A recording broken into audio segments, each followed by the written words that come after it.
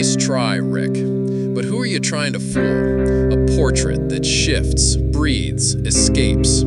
As if capturing the essence of something in the 26th century makes any damn sense. Who wants to freeze what is doomed to mutate? Art is rotting. Not from lack of talent. Talent's everywhere. What's missing is chaos with intention, dissonance with purpose. These artists today paint like harmony still holds any power in a universe unraveling into entropy. Stands, walks among glowing portals. Science, at its best, reveals. Art, when it matters, ruptures. The two should walk hand in hand like conjoined beasts. But the problem is, art's gotten comfortable, complacent. It's forgotten its dissident DNA. I've seen civilizations die out, leaving behind artifacts with more soul than a whole retrospective at MoMA. They weren't pretty, they were disturbing, honest. Because real art doesn't have to please, it has to infect. Stops in front of a hologram of Edvard Munch's The Scream.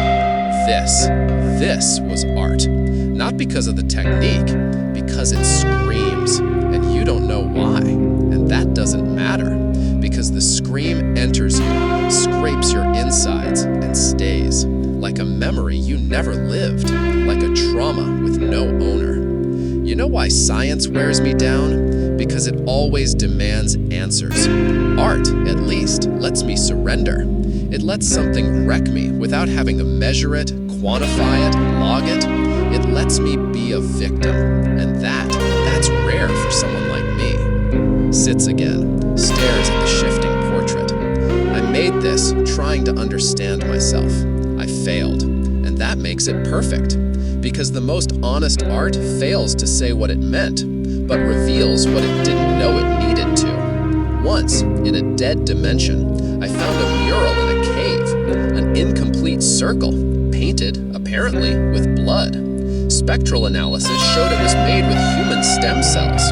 No one knew what it meant, but those who looked at it cried, without reason, without connection. Was that art? For me, yes. An emotional glitch, a semiotic anomaly, biochemical poetry. Swallows hard, voice softens. Sometimes I wish I could create without knowing, paint without calculation, scream without irony. But I'm made of skeptical atoms, fractals of cynicism. And yet, I keep coming back here to fail silently in front of a canvas. Because that failure gives me something 1,000 discoveries don't, awareness of my limit. And right there, that's where aesthetics begins. Stands, switches off the portrait, the room dims. Tomorrow, I'll try again, and hopefully, fail better.